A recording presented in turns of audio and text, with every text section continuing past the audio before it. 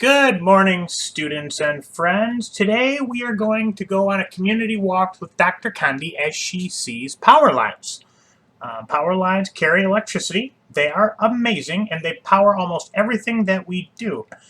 Today we're going to join Dr. Condi as she explores these power lines and thinks about and talks about where the power comes from. So as we watch today's video, please think about where does the power come from. Have a great day.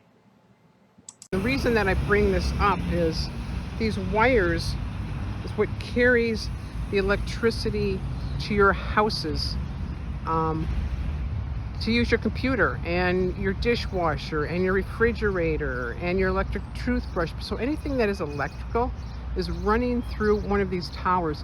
And I'm standing underneath one and you can see how big they really are.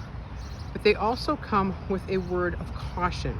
And on each one of these, I'm probably in a place I shouldn't be because I did climb over this gate, which wasn't really that tall anyways. There's a sign on each one. If I fall, I'll let you know. It says right here, it says danger, electric wires danger, high voltage. And I'm going to put the camera back up so that you can actually see how massively big these towers are. They are huge, and I'm standing underneath it and I can hear the electricity going through the cables as they go. And you can see they go for a really long ways. These smaller cables, these smaller telephone poles, we call them telephone poles back in the day, but now most of the telephone cables are run under line. These poles now are carrying your cable.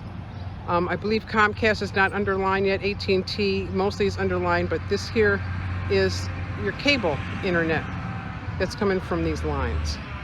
So it's kind of interesting to know that this is where your electricity comes from. I am going to research today and find out. I think our electricity is coming out from Pleasant Prairie, where there is a power plant, a coal burning power plant, but I'm not 100% sure. If that's where we're getting our electricity from, we might be getting it from down south. So again, when you are walking around and you see these towers, don't go near them. Don't try to climb them. There is a theory behind grabbing these wires, and you may see birds on them and you're wondering why the birds don't get electrically shocked. It's because they do not break the conduction.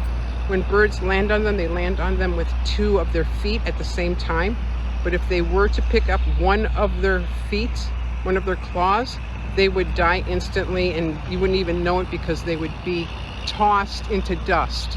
But they are able to hold onto that electrical current. That is why they can land on these wires and why we cannot touch them. So we stay away from this. This isn't something that you play with. You walk away, you don't even touch the bottoms of it because you don't really know if they are ground or not. Telephone poles are grounded, and I can show you where the grounding wire is. I know this because they put one in my alley and I watch them. This tube right here is the ground wire, so it goes down into the ground and grounds it so that when you touch it, you don't get electrocuted. Okay? So if anybody has any questions about what these big wires are for, if you want to share this with your parents and tell them this is where we're getting our electricity from, mom and dad or brothers and sisters, do so. All right, have a great day. Bye-bye. All right, I'm just going to send you one more because I got a better picture of how far these wires actually go. So you can see tower after tower after tower. There's two sets of them. It's almost like one coming and one going. Actually, there are three sets right now. There's that on the left, as you can see. There is one in the middle, and there's one over here on the right. And then alongside of that are also the telephone poles where a cable runs through. So you can see how far that actually goes.